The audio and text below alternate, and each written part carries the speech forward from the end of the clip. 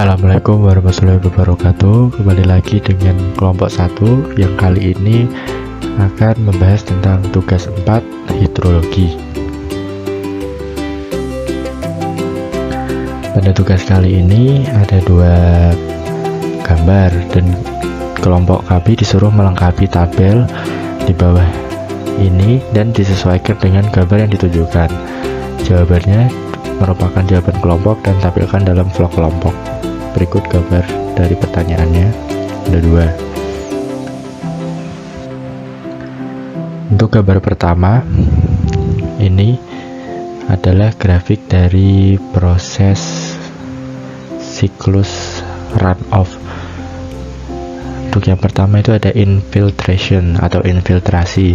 Infiltrasi ditujukan pada poin H.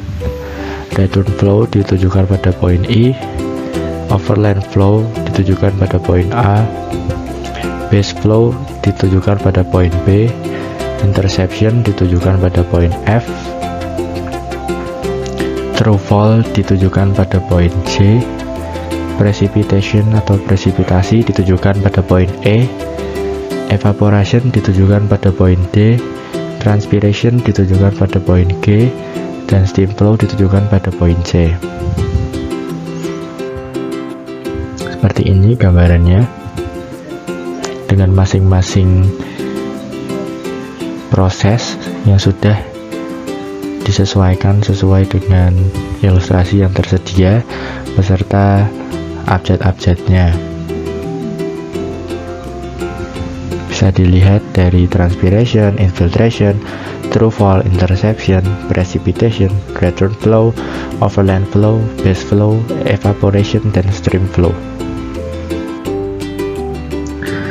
Infiltration atau infiltrasi adalah aliran turun dari curah hujan ke arah vertikal ke tanah, kemudian ke bawah tanah sebagai perkolasi menjadi imbuhan air tanah.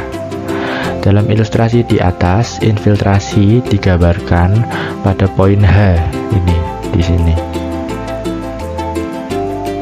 Jadi ini turun dari curah hujan ke arah vertikal ke tanah, kemudian menuju ke bawah tanah sebagai perkolasi menjadi imbuhan air tanah.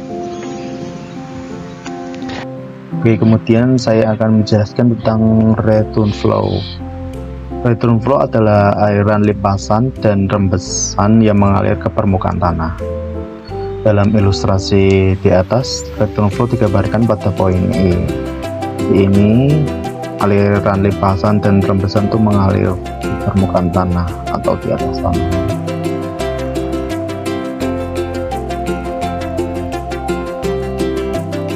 Next ada overland flow, adalah air hujan yang meninggalkan daerah aliran sungai setelah terjadi hujan atau disebut sebagai bagian air dari aliran sungai yang terjadi dari hujan itu yang tidak lagi mengalami infiltrasi ke tanah mineral dan mengalir di atas permukaan tanah menuju sungai terdekat. Dalam ilustrasi di atas, overland flow digambarkan pada poin A. Di air hujan ini meninggalkan daerah aliran sungai. Ini air sungainya ya. Next ada base flow, adalah aliran dasar yang berasal dari air tanah. Dalam ilustrasi di atas, base flow digambarkan pada poin B.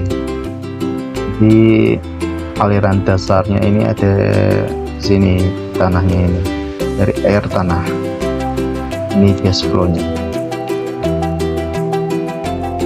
Kemudian ada interception, adalah air hujan yang jatuh ke vegetasi dan kemudian ditahan sampai menguap kembali. Dalam ilustrasi di atas, interception digambarkan pada poin ini air hujan jatuh ke vegetasi atau pepohonan, jadi airnya itu tertahan di pohonnya atau di daun dan kemudian menguapnya.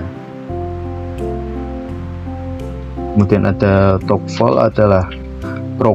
adalah air hujan yang jatuh menembus vegetasi. Dalam ilustrasi di atas, trough fall digambarkan pada poin. Jadi berkebalikan dari interception, trough fall ini hujan yang dapat melewati pohonan, dapat melewati daun-daunnya ini, jadi dapat jatuh. Precipitation atau presipitasi adalah turunnya air dari atmosfer bumi menuju permukaan bumi berupa hujan ataupun salju. Dalam ilustrasi di atas, presipitasi digambarkan pada poin E. Jadi ini awan yang turun hujan, ini bisa disebut presipitasi. Presipitasi ini dapat berupa air hujan biasa ataupun salju. Selanjutnya, evaporation atau evaporasi adalah proses perpindahan molekul air ke dalam atmosfer dari permukaan air bebas. Tanah maupun air yang terhalang oleh tumbuh-tumbuhan dalam ilustrasi di atas, evaporasi digambarkan pada poin D. Stream flow adalah kumpulan aliran air yang berskala kecil. Jika besar dapat membentuk sungai. Dalam ilustrasi di atas, stream flow digambarkan pada poin C. Contoh gambarnya seperti ini.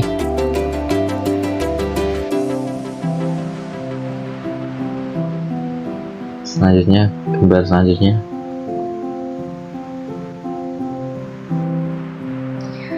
Selanjutnya ada water table, adalah muka air tanah, yaitu batas antara zona air jenuh dan zona air tidak jenuh. Dalam ilustrasi di atas, water table digambarkan pada poin A. Selanjutnya ada capillary fringe atau zona kapiler, adalah daerah di atas zona jenuh. Dalam ilustrasi di atas, capillary fringe digambarkan pada poin B. Selanjutnya ada variable source, area for saturation excess overland flow, adalah area aliran air yang tidak bisa diserap lebih banyak oleh tanah. Dalam ilustrasi di atas, capillary fringe digunakan pada poin C. Selanjutnya ada groundwater, adalah air yang berada pada lajur jenuh atau ai tanah. Dalam ilustrasi di atas, groundwater digambarkan pada poin D. Baik, sekian dari kelompok 1. Saya mewakili teman-teman mengucapkan terima kasih atas perhatiannya. See you next time.